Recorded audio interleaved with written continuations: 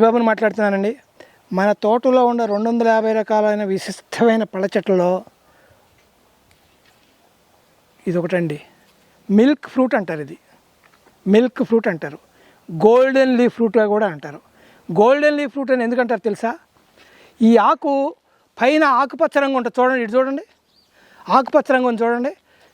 Okay, ఆకుపచ్చ రంగు ఉంది. ఈ వెనకాల ఇది చూడండి, గోల్డెన్ కలర్ ఉంటుంది. అందుకోసం గోల్డెన్ లీఫ్ ఫ్రూట్ అంటారు. ఇదేమన్నా ఎదురు ఆకుపచ్చ రంగు ఉంటుంది, ఈ బ్యాక్ సైడ్ ఏమన్నా గోల్డెన్ కలర్ ఉంటుంది, కాబట్టి గోల్డెన్ లీఫ్ ఫ్రూట్ అంటారు. ఈ పళ్ళల్లో అద్భుతమైన పండు అండి. ఇది చాలా మంచి పండు. ఇది మంచి లోపల మన పల్ప్ ఉంటుంది, మన సీతాఫలం పల్ప్ లాగా ఉంటుంది. మంచి టేస్ట్ ఉన్న పల్ప్ అనమాట. కాయ కూడా బాగా మస్తు కాయ వచ్చిందండి. చూడండి, ఇదంతా అదే కాయ. మన రైతాంగం మల్టీ క్రాపింగ్ ప్యాటర్న్లో ఈ మిల్క్ ఫ్రూట్ కూడా ఒకటి తీసుకోండి, పెట్టండి. గోల్డెన్ లీఫ్ ఫ్రూట్ కూడా పెట్టుకోండి. చూడండి ఎంత మంచిగా ఉంటాయో. పెట్టండి. మల్టీ క్రాపింగ్ ప్యాటర్న్లో ఇది ఒక ఆదాయ వనరండి.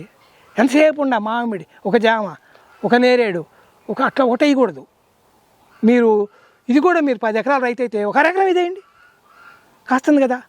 నేను 10 ఏళ్ళ నాడు పెట్టాను, 6 కాదు 7 ఏళ్ళ నుంచి కాస్తుందండి. ఇది చెప్తానే ఉండే 7 ఏళ్ళ నుంచి పెట్టుకోండి అని. ఏం పెట్టారో, ఎంతమంది పెట్టారో చూడండి. ఎంత బాగుందో కాయ కూడా ఎంత అందంగా ఉందో చూడండి.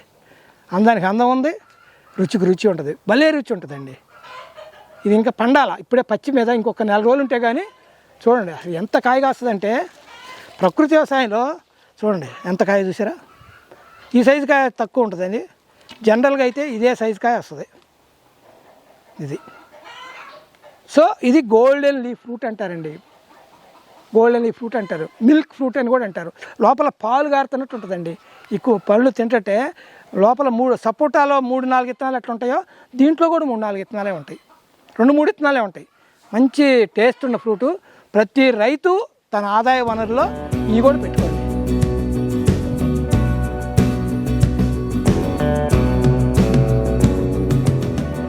చూసారు కదా ఈ పళ్ళు, ఈ పాలు ఉంది కదండి. ఈ పాలు బాగా మాగిపోయిన తర్వాత ఇదే తీపిగా మారిద్దండి. ఇది ఇంకా పండలేదు.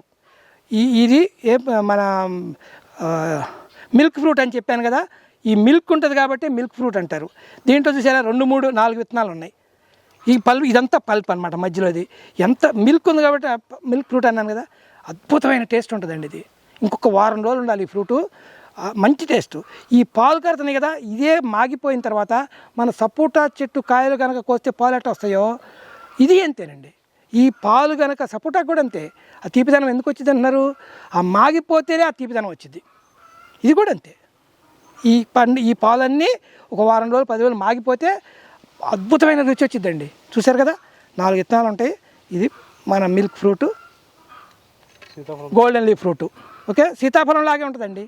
ఇత్తనం కూడా ఇది మర్చిపోయానండి, సపోటా ఫ్యామిలీ అనండి. ఎందుకంటే ఇత్తనం కూడా సపోటా ఇత్తనం లాగా ఉంటుంది. చూసారు కదా ఇదనమాట. ఈ పల్పు కూడా మంచి టేస్ట్ ఉంటుందండి. కాకపోతే పండాల. ఇది కాకపోతే పచ్చి మీద కోసాం కాబట్టి పాలుగా ఉంది. ఇంకా ఒక వారం రోజులు కనుకుంటే మంచిగా ఉంటుంది. ఇది మీకు చూపిద్దామనే దృష్టితో తీశాను. 4-5 విత్తనాలు ఉన్నాయండి దీంట్లో. జనరల్గా 3 విత్తనాల కంటే ఎక్కువ ఉండవు, 3-4 కన్నా.